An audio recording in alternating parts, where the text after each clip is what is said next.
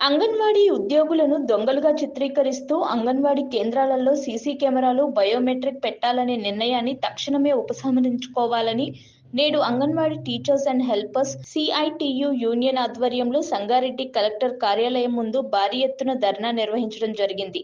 అనంతరం ICDS PD గారికి వినతి పత్రం ఇవ్వడం జరిగింది. ఈ సందర్భంగా సిఐటియు జిల్లా అధ్యక్షులు వీరం మల్లేశం మాట్లాడుతూ అంగన్వాడీ ఉద్యోగులను దొంగలుగా చిత్రీకరిస్తూ అంగన్వాడీ కేంద్రాలలో సీసీ కెమెరాలు, బయోమెట్రిక్ పెట్టాలనే నిర్ణయం రాష్ట్ర ప్రభుత్వం వెంటనే ఉపసంహరించుకోవాలని అన్నారు.